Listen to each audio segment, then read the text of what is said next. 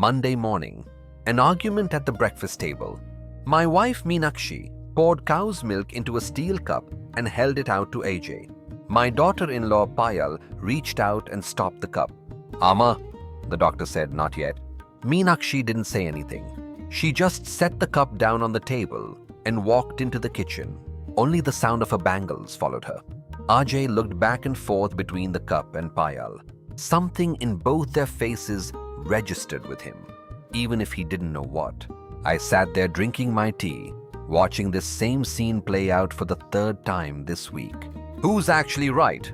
40 years of experience or freshly read science? Meenakshi grew up in the 1960s in a small village. Back then, cow's milk was the one food you could trust. In a town where even seeing a doctor was hard, the belief was simple: give milk and the child survives. Her younger brother was painfully thin as a child. She still says it was daily cow's milk that turned his body around. Her own mother raised her the same way: milk every day. It didn't go wrong. Meenakshi grew up fine. So her instinct tells her the same path is safe for Ajay too. This isn't a passing opinion. It's proof from her whole life. In my opinion, this isn't stubbornness. It's a generation's survival memory, still alive in her hands. No new word from a doctor is going to override that memory. It needs patience. It needs time. The doctor's reasoning is simple, but nobody had ever explained it to us patiently before now. Cow's milk is high in both calcium and protein. A baby under 1 year's kidneys can't process that much protein properly yet. Beyond that, cow's milk actually blocks iron absorption in the gut. The baby doesn't get the iron it needs.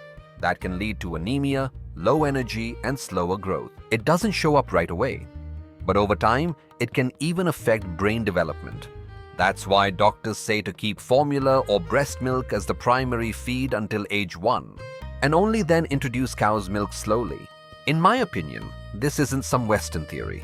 It's plain biology. Our grandmother's generation simply had no way to test for it. Back in the 1970s, that kind of blood test was only available in big cities. Now it's in every clinic. That's the only reason we know this now. In 1994, when my first grandson was born, I made this exact mistake. I knew nothing about iron back then. I couldn't keep saying no to my wife's daily insistence, so I started cow's milk at 6 months. What could go wrong? I grew up drinking it, I told myself. Within 3 weeks, he had ongoing constipation, crying, discomfort, refusing to eat properly. It was only when we took him to the doctor that we learned I was the cause.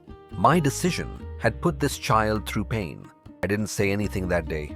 I came home and sat quietly watching the baby's feeding bottle. When my wife asked what happened, I couldn't even answer properly. That silence was my apology. I still remember that mistake to this day. I didn't blame anyone that day. It was me who rushed. That's all it was. In Ajay's house, we do it differently. We keep formula as the primary feed, with that iron warning always in mind. We only started cow's milk after he turned 1. Mixed with rice first, in small amounts, then slowly on its own. Meenakshi was reluctant at first, but once she saw Ajay drinking it and doing fine, she started adjusting the amount herself. This satisfies both sides. Grandmother's belief that milk matters gets its respect. The doctor's iron warning gets its respect too. In my opinion, nobody loses here. There's room for both. This isn't just a compromise. It's 2 kinds of love folded into one. Now Ajay is past 1 year, running around and playing happily. No iron problem, no ongoing war. Payal handled this well.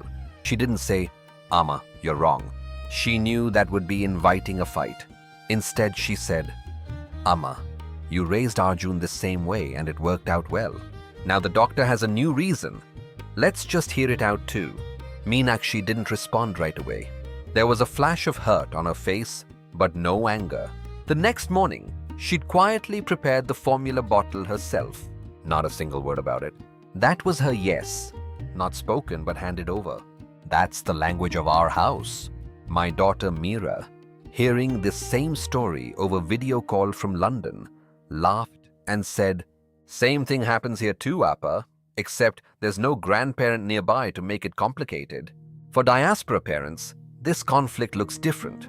Grandmother gives advice over video call, but you're the one making the daily decision alone. In my opinion, distance doesn't remove the need for the same respect.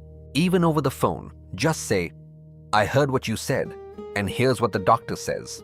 That's enough. Distance doesn't shrink love. It only changes how you show it. In my opinion, nobody is wrong in a conflict like this. Grandmother's experience has value.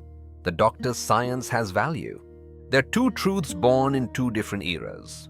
The problem only starts when it turns into a contest over whose love counts more. To stop that, someone has to listen first. The following week, same breakfast table. Meenakshi picked up the formula cup and held it out to RJ herself. Payal didn't have to say a thing. RJ took the cup and drank. The two of them looked at each other and smiled.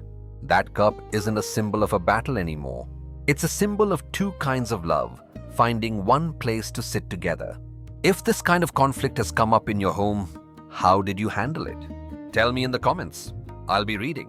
If something like this has happened in your home too, share this video with them.